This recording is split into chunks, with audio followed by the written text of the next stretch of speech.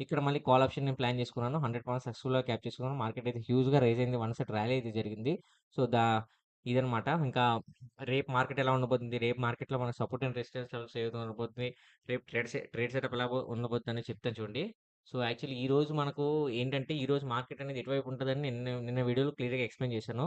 So, ఈరోజు గనుక ఒక బుల్లిష్ క్యాండిల్ వస్తే మాత్రం మనం మార్కెట్ అనేది పైకి వెళ్తుందని నిన్న వీడియోలో క్లియర్‌గా ఎక్స్‌ప్లెయిన్ చేశాను. సో, ఈరోజు హ్యూజ్‌గా వచ్చిందనమాట బయర్స్ వాల్యూమ్ అనేది. ఎందుకంటే బయర్స్ వాల్యూమ్ ఇంత హ్యూజ్‌గా వచ్చిందంటే ఫ్రెండ్స్, దీని ఇండికేషన్ ఏంటంటే మార్కెట్ అనేది పైకి వెళ్ళడానికే క్లియర్ ఇండికేషన్ అనమాట.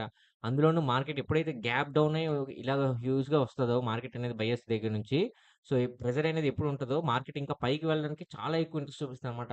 రేపు మార్కెట్ కూడా ఖచ్చితంగా పైకే వెళ్తుంది ఫ్రెండ్స్. సో, రేపు మార్కెట్ అంటే 2 థింగ్స్ ఉన్నాయన్నమాట. ఒకేసారి వన్ సైడ్ ర్యాలీ అనేది జరిగి పైకి వెళ్ళొచ్చు. లేదు అంటే మార్కెట్ కన్సల్టేషన్ అయినా అవ్వచ్చు.